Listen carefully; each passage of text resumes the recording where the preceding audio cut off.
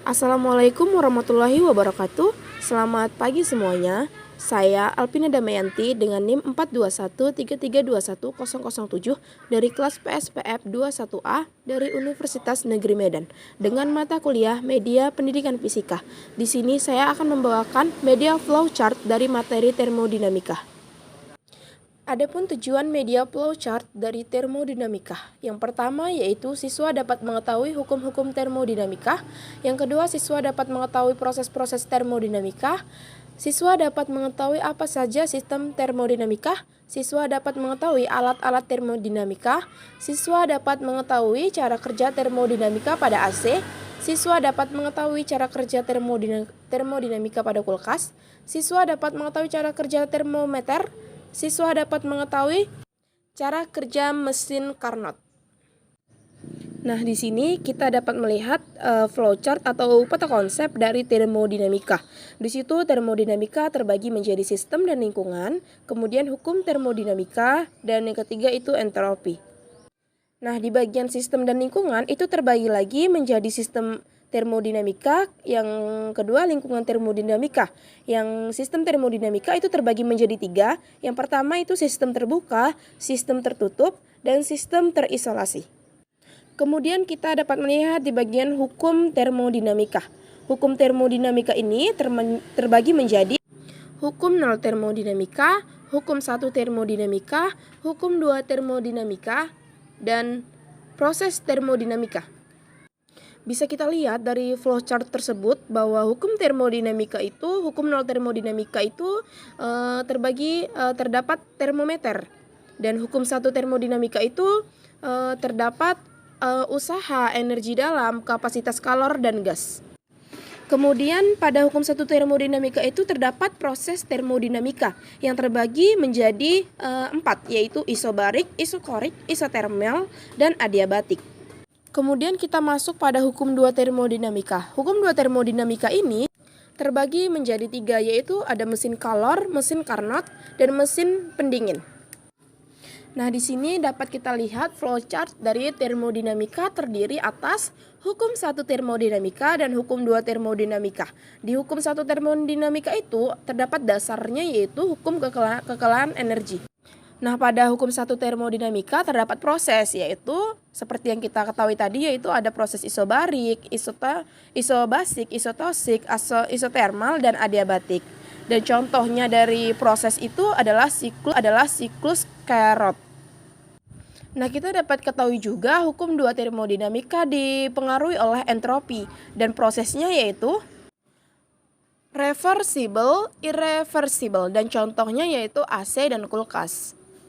Nah, dapat kita lihat pada peta konsep berikutnya yaitu termodinamika itu mempelajari apa aja sih? Nah, di sini termodinamika itu mempelajari tentang usaha dan proses dalam termodinamika, lalu hukum 1 termodinamika dan kapasitas kalor gas, kemudian siklus termodinamika dan hukum 2 termodinamika.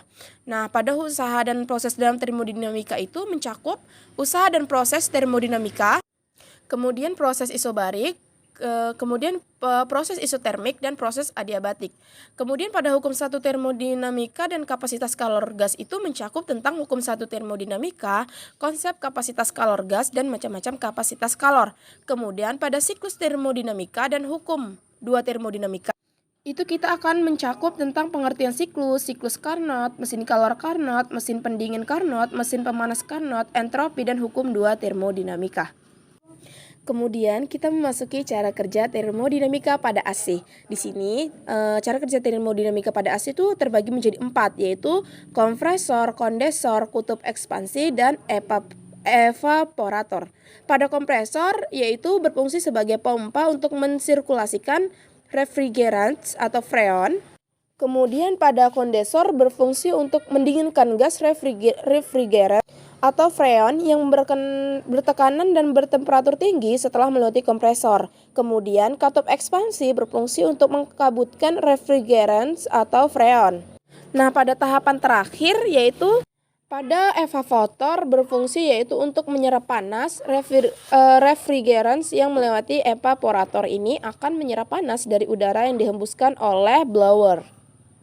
Kemudian kita memasuki cara kerja pada mesin Carnot. Di sini terdapat 4 tahap dari cara kerja mesin Carnot. Yang pertama yaitu proses pemuaian secara isotermik A ke B.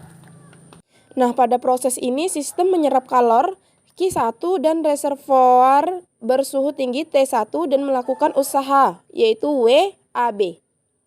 Kemudian kita masuk ke yang kedua yaitu proses pemuaian secara adiabatik dari B ke C. Nah, selama proses ini berlangsung, suhu sistem turun dari T1 menjadi T2 sampai melakukan usaha WBC. Kemudian yang ketiga yaitu proses pemampatan secara isotermik, yaitu dari C ke D. Pada proses ini, sistem menerima usaha WCD dan melepaskan kalor Q2 ke reservoir bersuhu rendah yaitu T2. Yang terakhir yaitu proses pemampatan. Nah, yang terakhir itu yaitu proses pemampatan secara adiabatik dari D ke A.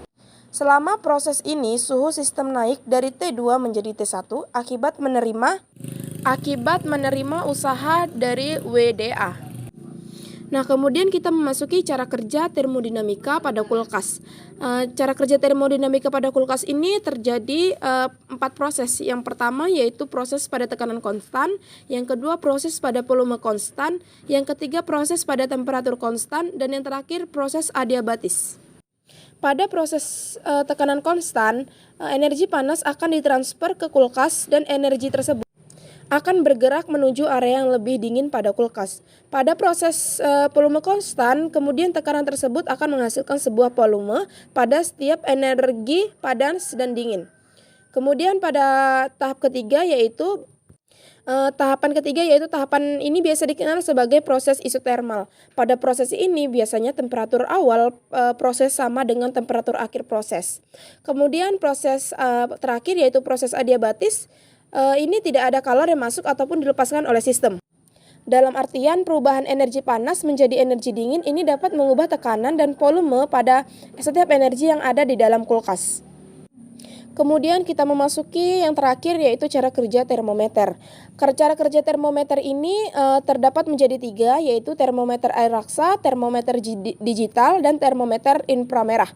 Pada cara kerja termometer air raksa yaitu termometer air raksa merupakan jenis termometer yang paling banyak digunakan untuk mengukur suhu tubuh. Cara pakai termometer ini adalah dengan diselipkan ke dalam mulut atau ketiak. Kemudian kita masuk pada termometer digital. Termometer digital menyajikan suhu tubuh dalam angka digital. Cara pakainya sama seperti termometer air raksa, yaitu meletakkan di dalam mulut atau ketiak. Kemudian yang terakhir termometer inframerah. Cara kerja alat termometer inframerah ini cukup dekatkan ujung termometer yang memiliki sensor pada lubang telinga atau permukaan dahi dan nyalakan. Nah, mungkin itu saja cara kerja termometer yang dapat saya sampaikan. Kepada teman-teman semua, semoga apa yang saya sampaikan dapat dipahami oleh teman-teman dan menambah wawasan teman-teman sekalian. Nah, sekian media flowchart dari materi termodinamika yang bisa saya sampaikan. Saya ucapkan terima kasih dan sampai jumpa.